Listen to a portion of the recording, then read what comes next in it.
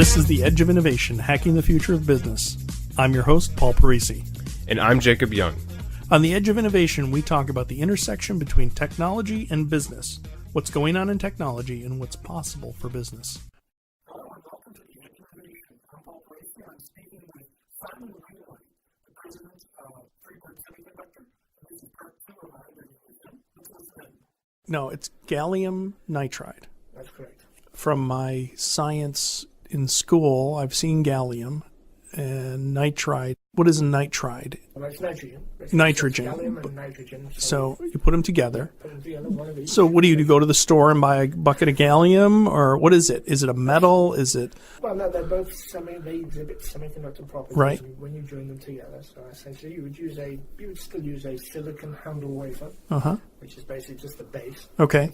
If you consider you're building a house, let's say, so you would use silicon wafer as the foundation. Okay. Which basically does nothing, but it makes everything strong. All right. Strong, so it has no functional role as you build onto that. And you gradually grow. It's called epitaxial growth. You have a reactor, and you grow by atomic layer by atomic layer. Really? You grow the structure. You do this with tweezers? we do this at very high temperature.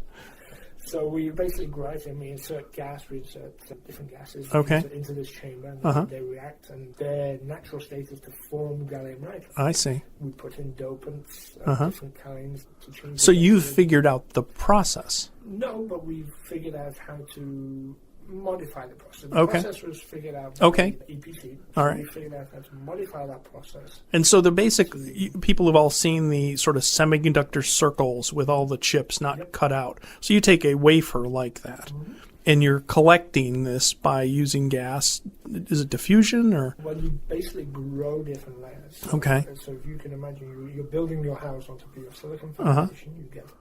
You gradually atomic layers. Yeah, so one atom thick of gallium or nitride, or is it together? You start introducing different concentrations, and you gradually go from a pure silicon wafer to like a pure gallium nitride. I see. So you gradually introduce, and there's obviously a transition, a buffer region, but the real gallium nitride, pure gallium nitride layer, where all the action of the transistor is a couple of layers of atoms thick. Wow. So it's more like a peanut butter sandwich. Okay. All right. I mean, the house is good, but it's got to have no basement. So we got the bread, and we start putting peanut butter on, but we're really putting peanut butter and jelly. And by the time we get to a certain thickness, it's perfect mixture of peanut butter and jelly. So you're really in the sandwich making business. They wouldn't fill you up. They're very thin. But how can something so thin switch electrons? So do you do any other things to them? Well, basically, this gets really technical. Okay. We confine the layer of gallium nitride to be so thin. Okay. You form what's called a quantum well. Sounds cool. Okay, sounds really good. So if you go into atom-sized dimensions of everything, then you get quantum physics starts kicking in. Really? And you confine a load of carriers into a very, very small space. Yep. And you increase the mobility of those carriers. Oh, interesting. That way they can travel through the semiconductor a lot quicker. I see. That's what our components are actually called HEMTs, high electron mobility transistors. Oh, okay. Because of that. All right. And so then what's the next step? So you've got these wafers, and you've succeeded in putting, how many atomic layers are there? Like, I can't really say that. Okay, so that's a secret. So it's that's right. So it's more than one and less than a billion or whatever. I don't know. A billion wouldn't probably even show up, but it's an atomic layer. So you've got this sandwich. So then what do? Slice these up and put them in packages? So basically, you need to put the third electrode. So you at either end of this very thin layer, a source and a drain. Okay. Yep. That's where the in and out. Yeah. In and out. And then you have to have a control contact, which in this case is called a gate. That allows, when you open the gate, you allow the electrons to flow from in and out, from in to out. Right. And essentially that is a transistor. So the jello, if you like, on the top is the gate. The technology with that is, there's a lot of physics involved, technology involved to enable that to work correctly. Sort of make it all happen. Yeah. Now you're saying, so then the application of power to that gate can be faster switched faster. So we're talking very small amounts of time here, even a regular transistor. So if you take a silicon transistor and you apply power to the gate, what's the switching time? I mean, it varies. There's lots of different configurations, but I give you the limitations, I suppose, of the switching time. So the switching time is determined by charge. You have charge on the gate and charge on the drain and the source. Okay. So if we compare those charges, so the more charge you have, the more charge you have to move during the switching operation. Right. So the lower the gate charge or the drain charge or whatever, the better, the faster you can move it, because you have less things to move. Sure. Okay? So that's basically what determines the switching time of a transistor. Transistor. So if we can compare apples with apples, a radiation hardened silicon MOSFET, which is the silicon answer, to an enhancement mode GaN, hemped, our gate charge is an order of magnitude. Wow. An order of magnitude. So now, does this have any application in actually computing technology? Absolutely. Because because that's the point, is we got to get things to switch quickly. So that's cool. Is there a projection in somebody's mind out there for the impact of computers being faster because of this? Absolutely. I mean, you've heard of Moore's Law? Yeah. Where every 18 months, the size of electronics reduces by half. Right. So this will actually permit that to continue, because silicon has really gotten to... We've squeezed as much as we can out of it. Fundamental limits. Interesting. So, and this is more on the commercial side, not related as much to our product, but certainly more on the commercial side. The founder of EPC, Dr. Alex Lido, has predicted that Moore's Law will continue. Really? Some of us like to now call it Lido's Law. Oh, interesting. So does that mean, and again, I am not holding you to this, is this 5 years from now I'll see computers in doing this? When am I going to go to the store and buy a computer that's a magnitude faster because of this technology? At this point, I'm not able to tell you that, because my world is the power world rather than the digital world. Right. So I don't really know how... Okay, that's fair. How about in the power supply world? Power supply world, it's here.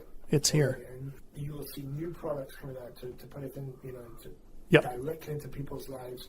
You'll see that you can actually cut the cord. You can throw away wires, because you can remote charge most things. You will be able to remote charge most things. So it's not wishful thinking. It's actually happening. No, it's actually. Because we've heard a lot about wireless charging and all that, but it doesn't work all that well, and it's sort of working, but it's not. So you're saying it's primed for market betterment. I mean, some of I have a Samsung. I have the pad that I placed the Samsung in.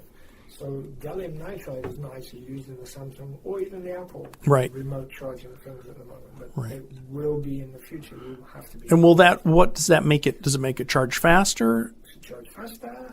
Further away? Probably. I'm not sure about that. I'm not as familiar with that technology to give you stats and distances and things like that, but it's certainly faster. It's more efficient. It would enable you to charge higher powers rather than just a phone. You can actually run a laptop on a desk. I see, and the desk charging it. Underneath. Interesting. A laptop. Very cool. Whatever. Does your organization need help with your IT? Savior Labs is a Boston IT firm that cares for your business and team. We solve problems so you can focus on what you do best. Talk to us today about your biggest technology problems. Just follow the link in the show notes and enter the code EDGE for more information. Be sure to check out Savior Labs, which is a great sponsor of this podcast from the beginning. You will continue our discussion with Simon Wainwright of Freebird Semiconductor. All right, so now in the space world, so you've got there's all these people putting satellites. Is it just satellites, or is there, there's a few missions outside of our planet, I would imagine, but majority of it is satellites, or is there other stuff in the space world? Space exploration vehicles, Have you made it into any space exploration vehicles yet that you can talk about? We're working on that. Oh, that's really exciting. That's cool. And then do you work with any aliens yet? The market there, the market there is huge, I tell you. That's just incredible. So you guys started this, and you're on the North Shore here in Massachusetts. What does that look like over the next 3 years? How does your company grow? Are you commercialized? Are you shipping? What are the next sort of milestones? Okay, So let me go back to when we founded it. Okay. So we spent a year basically developing our product portfolio, Mm-hmm. making sure we had to do a bunch of testing, Mm-hmm. do radiation testing, we do electrical testing, we do temperature testing, we do all Wow. a plethora of Mm-hmm. different kinds of tests. So we spent a year, 18 months getting to that point, and that never ends. Right. We have to continue to test, continue to push the boundaries of the technology so that we know where it fails, why it fails, how it fails, And then how to fix it. and how to fix it. Yeah. If you know that, then you can determine the lifetime of that. I see. So, but the bulk of that work was done in the first 18 months. Okay. Then we sort of came out of the closet, so to speak, Mhm. went public, came out of hiding, so to speak, Mhm. after year one, Mm-hmm. essentially, at the end of year one, and we presented to the industry at Mhm. a conference called SPWG, Okay. Spaceports Working Group, Wow. over in California. Okay. Which is sponsored by the Aerospace Corporation, which is one of the, I would say, like a regulatory body. Okay. Sort of thing. And people there were NASA, European Space Agency, the Japanese Space Agency, and then all of the guys that build satellites. I see. So Boeing, Lockheed Martin, Northrop, all of the prime contractors. Okay. There. So we came out of that. Was it a surprise to them? There was a lot of interest. Yeah. So let's put it that way. There was a lot of interest. So I'm a designer in the satellite world. You've just given me new tools or given you new parts, new solutions. I mean, this is like, okay, I got to redesign all my power supplies. So, well, firstly, there's a lot more work that has to be done before anybody that is remotely involved in space will actually adopt your technology. Okay. Firstly, you have to convince them.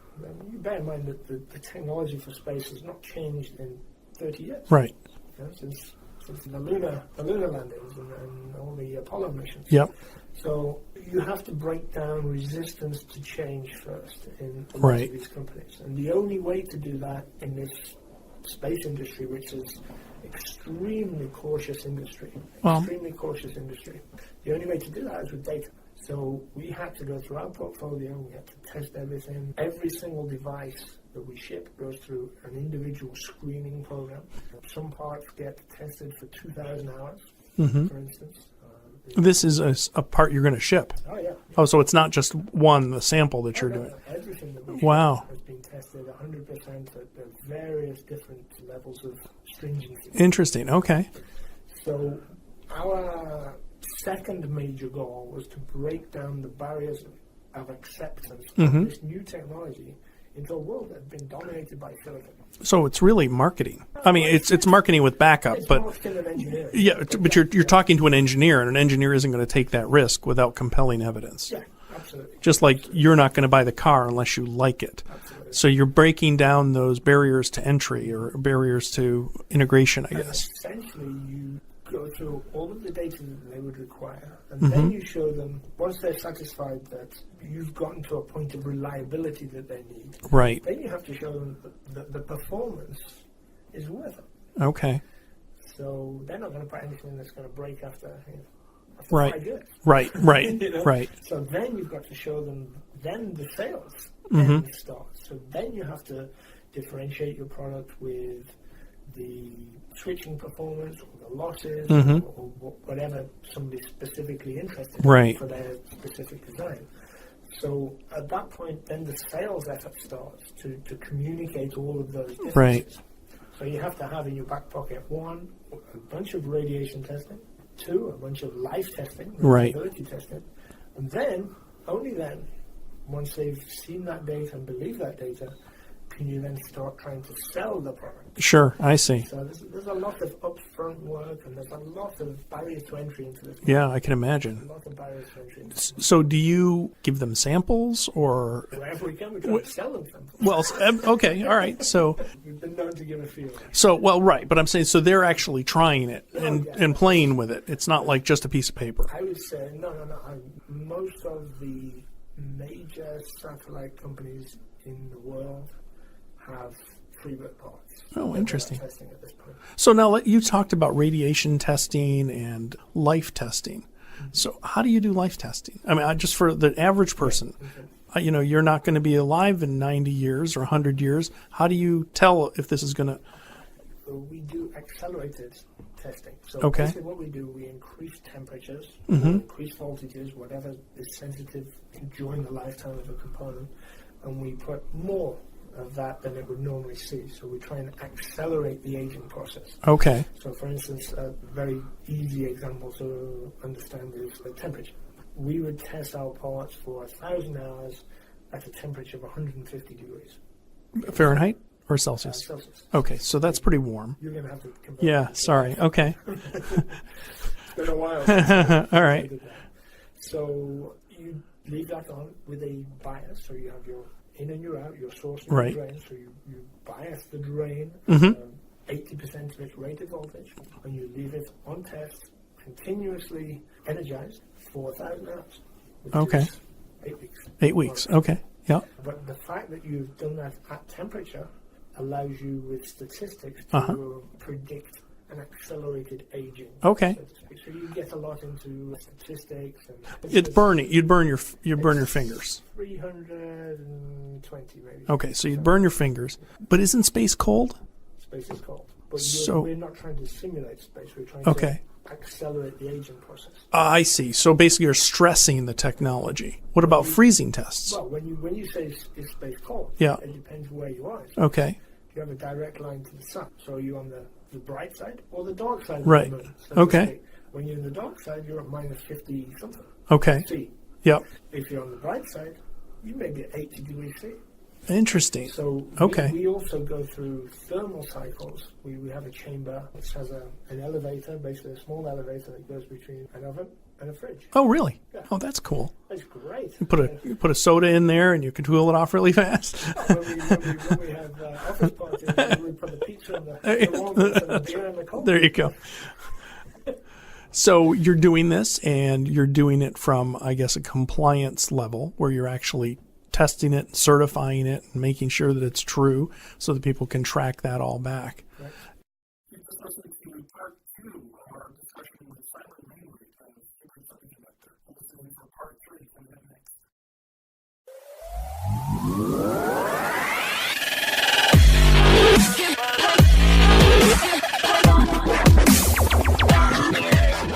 The Edge of Innovation is brought to you in partnership with Savior Labs. Savior Labs exists to help businesses mature and strategize for the future. Learn more about Savior Labs at saviorlabs.com. Thank you for listening to this episode of The Edge of Innovation, Hacking the Future of Business. For the show notes and more information about Paul, please visit paulparisi.com. The Edge of Innovation is produced by Jacob Young in conjunction with copious amounts of coffee. Music on today's episode was from bensound.com. Paul can be found on Twitter at pdparisi and on LinkedIn at linkedin.com/pdparisi. This episode, like all our episodes, is transcribed and available at paulparisi.com. Thanks for listening, and we'll see you next week.